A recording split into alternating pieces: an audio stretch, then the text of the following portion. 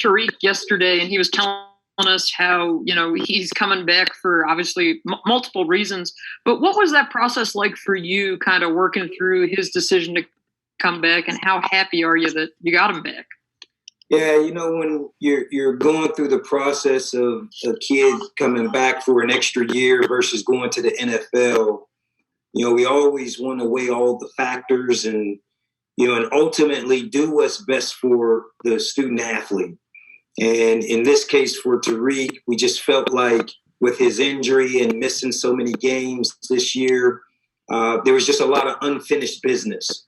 We know he had an opportunity to go to the NFL and be drafted, somewhere in the middle rounds. And, we just felt like if he could leave on a better note, he could help his draft status, he can help himself improve, and ultimately he can help our team improve. So, we just weighed that out. Tariq and his mom prayed on it, and they just felt like it was right to come back.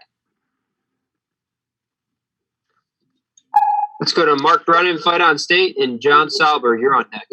Hey, Terry, thanks for your time tonight. Thanks, Mark. Hey, can you tell us what Johnny Dixon brings kind of to your group and the amount of depth that you have at that position now, adding that player? Tariq looks like he's healthy. It looks like it's in a pretty good spot. Thank you. Yeah, Johnny Dixon, obviously first and foremost brings added competition to the room. So here's a guy that started games in the SEC. He comes to the room with a humble approach. He's a hard worker. He's a tremendous talent. He's tough. He's a very good tackler. He's smart in the room, and he fits into the room.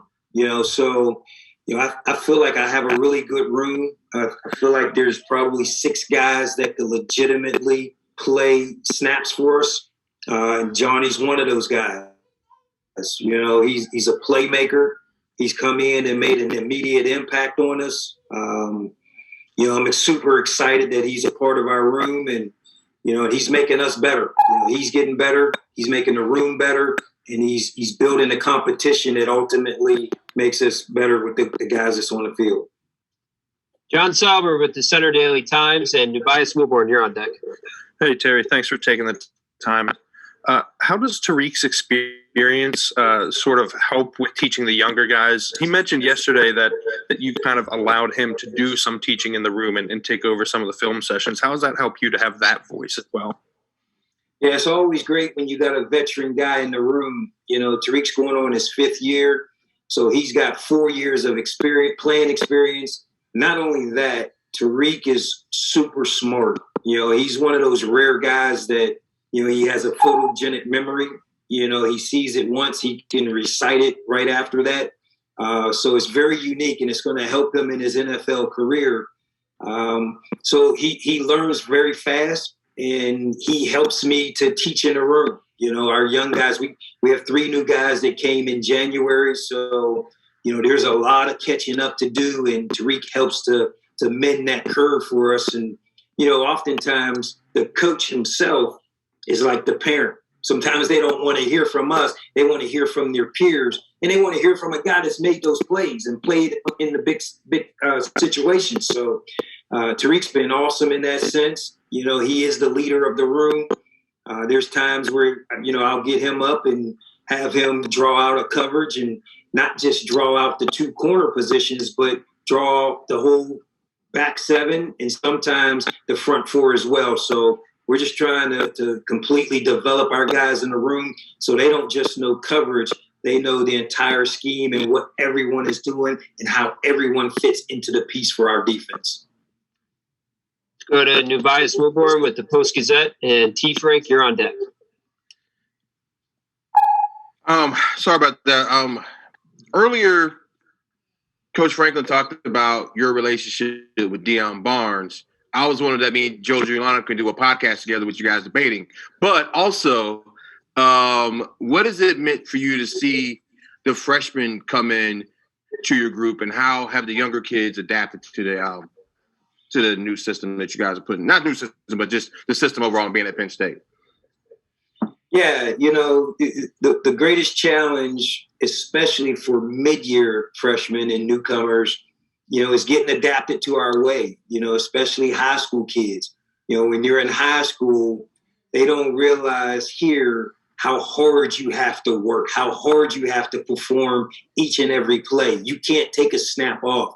And so, as we go through winter conditioning and, basic install for our system and scheme, we're challenging these guys constantly each day.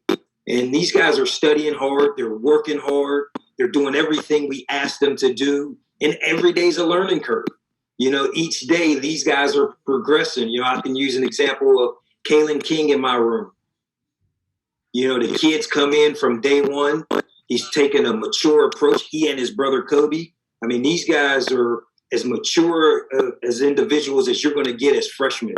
They're very humble. They know what hard work is. They know what study habits are. And not to say they're perfect, but these guys are working to be early contributors for our team. So, we couldn't be pleased more than these guys coming in, and they got a humble approach. So anytime you have that, there's an opportunity for growth. And when there's growth, you got a chance to play immediately. We got time for a few more. T. Frank with Blue White Illustrated and Elton Hayes, you're on deck. Hey, how you doing tonight? Very well, thanks. Who are the guys that you're looking at the star position this year? And are you looking to have that guy be a full-time player at that position, or like in the past where you had John Reed kick in when he came out from the boundary, or, from safety with players you've had there in the past? Yeah, so obviously the star last year was Daquan Hardy, so he's a guy that's returning. Johnny Dixon is a newcomer that we like to bring competition to that room. Also Kalen King, as much as he can learn as a freshman, we're training him at boundary corner, field corner, and the nickel spot. And then there's times where, we're trying to get maybe a bigger body in there like Jonathan Sutherland or Jair Brown to play at that spot too. So we're just trying to create some competition at the nickel position. And, when you say, will that position play every snap? It's all personnel driven by the offense. Oftentimes if they come out in a 12 or 21 personnel, that's going to be a linebacker. If it's 10 personnel, most likely it's going to be a nickel. If it's 11, depending on down and distance and how Coach Pry is feeling to call the game.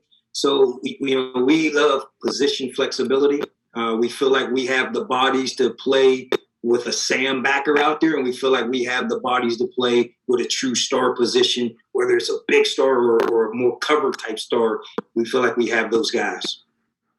Got time for two more questions. Elton Hayes, CNHI, and then Greg Pickle, you're on deck. Hey, Coach. Hope you're well this evening. I am very well, thanks. Coach, I want to ask you about Anthony Poindexter joining the secondary. What's it been like working with him, and how's he kind of acclimated to things? Yeah, Coach Dex is terrific. I mean, you want to talk about energy. We haven't had that type of energy on the staff since Coach Spence left, and it's infectious. He's out there running around, high-fiving, chest bumping our defensive players when we make big plays. That energy just feeds on the defense. And we all know the more energy we can create on defense, the guys will fly faster to the football and hopefully punish the football. So, he's been tremendous in that sense. He's been tremendous with his knowledge of the back seven, pass cover things. And, I really look forward to getting closer with him and working closer with him. He's had a tremendous impact on us already. He's done a great job already with Jaquan Brisker and Jair Brown and Jonathan Sutherland and those guys. So, there's a healthy competition. Obviously Brisker is a solidified guy, but that other spot is wide open for 3 or 4 guys that Coach is doing a great job with them so far. Last question, Greg Pickle, Penn Live. Thanks, Greg. Thanks for your time, Coach. It's been about a year and a week, 370 days or so since the in-person recruiting ban went into effect last year because of the pandemic. What have you guys learned over that period of time that's helping you bring recruits in a virtual way to spring practice, show them your new offense, show them kind of the new stuff you're doing? How was that all? How was all that playing out without having guys on campus during spring drills? Yeah, we just like this call right here, we learned Zoom, and Zoom is a new way of communicating and, bringing guys to campus per se. We've done the virtual visits for academics, sports science, nutrition, football and scheme and technique and weight training. I mean, you name it, the virtual tour on campus. We've done them all. It's given us an ability to grow close to the kids when we can't actually see them. It's given us an opportunity to see them face to face. It's given us an opportunity to see what their body structure looks like. Oftentimes we're recruiting the bigs, the O-line, D-line, and we need to see what their growth potential is. We need to see what their length is. And, just going by measurements, you can't tell if a guy is tapped out or there's room to grow and get bigger or longer. So it's helped tremendously in that sense. We're all looking forward to the day that campus will open back up and we get to have, camps in June, hopefully, and get guys back on our campus. So, that's one of our strong points here at Penn State is our interaction face to face. No one's better than Coach Franklin in a sit-down meeting. No one's better than Coach Franklin dealing with parents face to face. And no one's more genuine than our Coach Franklin. So, those are things that we miss. But in the meantime, the Zoom world has created a new platform for us. It's taught us that we can do things in a different way, and it's okay. It doesn't have to be a stress. It's a part of the process now.